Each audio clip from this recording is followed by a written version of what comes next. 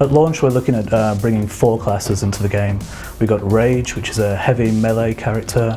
We've got Assassin, which is a much faster melee character with a lot of dynamic movement skills. We've got Energizer, which is kind of our healer, but with a twist. And we've also got Gunner, which is a ranged class which can use multiple different types of ranged weaponry. Gunner is our main ranged DPS guy. He uses guns primarily, but also uses bows, crossbows, weapons like that. He's got some brilliant skills for really controlling the environment, really controlling his target so that he can really maximize the damage he's doing. Energizer is my favorite class because it's a really fine line to walk. It's a difficult class to play, but it's very enjoyable when you get it right. You're balancing on that knife's edge of life and death, not only for your friends and companions, but yourself. I'm doing damage to myself to heal my buddies. They are there to assist teammates, boosting them with powers or healing them, but they do fight. So what's interesting about the concept of the Energizer class is it's kind of a battery. It can draw in energy from mobs and distribute that energy as health to a friendly target. Rage, they are more like a kind of a big, bulky, muscular people, classes which they carry big swords, with big armors. With Rage, what we've got is our Barbarian class, effectively. He's a real heavy hitter. He uses two-handed weaponry.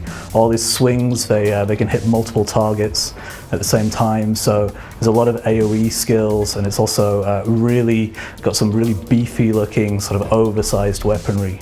Assassins are our stealthy class. They would be the ones that hide in the shadows, that come from nowhere. One of the key things about that class as well is mobility, the ability to get to targets quickly, almost teleport to targets to begin attacks. They can also stealth. It's the only class in the game that has stealth and can attack coming out of stealth as well. So in designing these classes, we really wanted players that choose one of these 4 classes to really work together, and we designed them in such a way that they really complement each other. We're not as fixed as some other MMOs. We don't really have just a tank. We don't really have just a healer. We've really softened that down for this game, and it allows everybody to be involved in combat. One of the main things that's different about the combat system in Otherland is that we don't limit players to a class-specific weapon.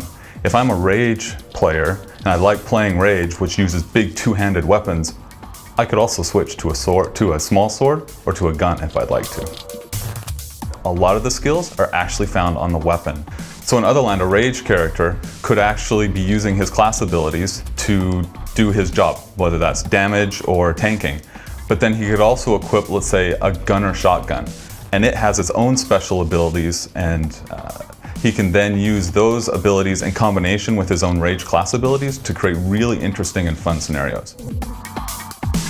We're always working on things. We are actively developing our 5th class, which will be available post-launch, and I'm not going to give too much away, but what would a cyberpunk action MMO be without a hacker?